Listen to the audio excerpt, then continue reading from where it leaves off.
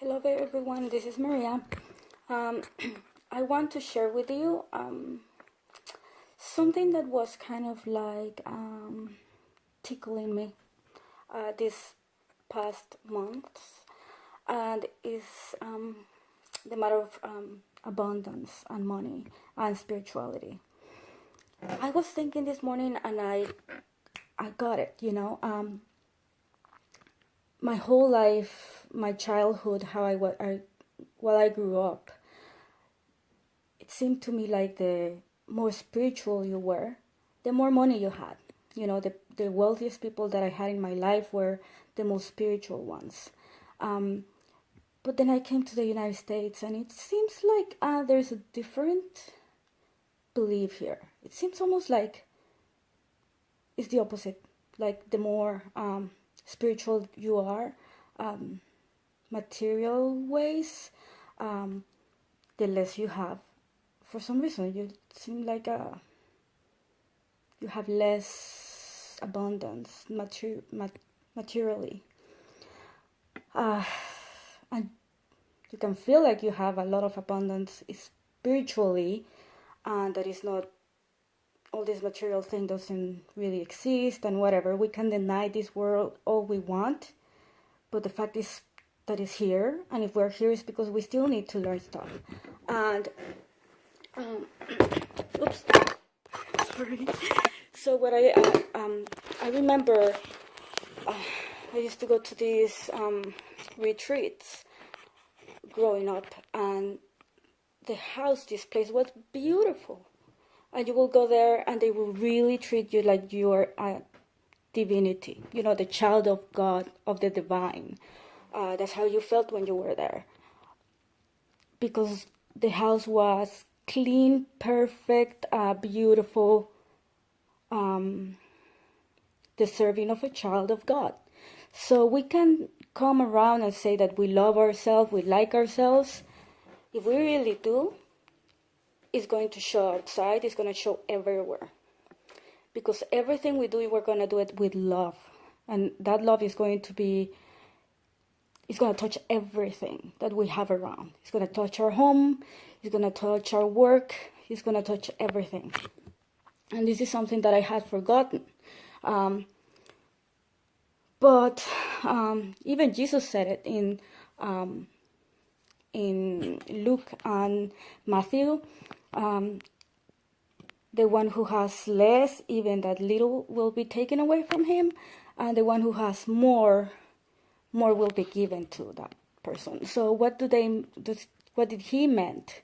That's exactly what he meant.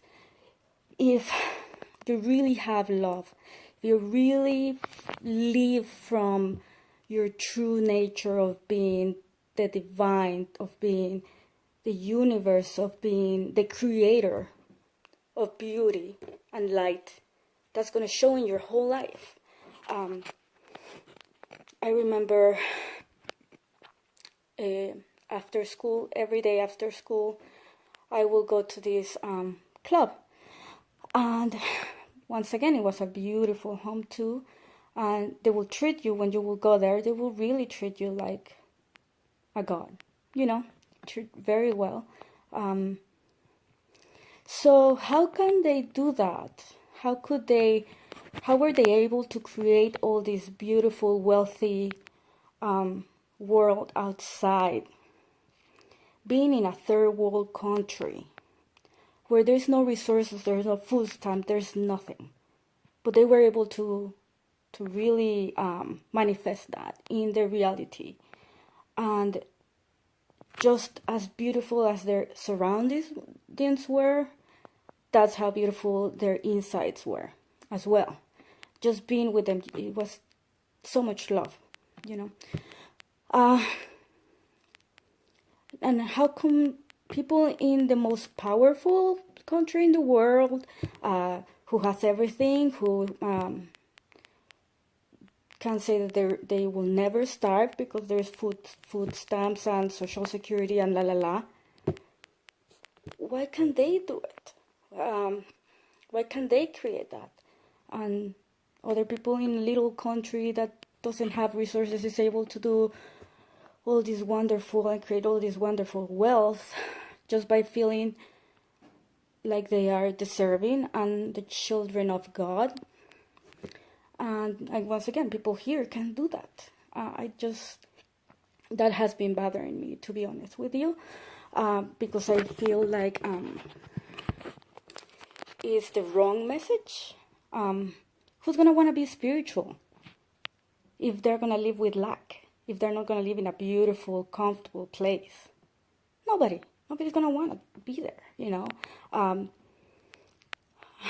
see if I can put a picture of that when I'm talking about the spiritual retreats, where I will go my spiritual retreats in Guatemala growing up. I spent a lot of time there.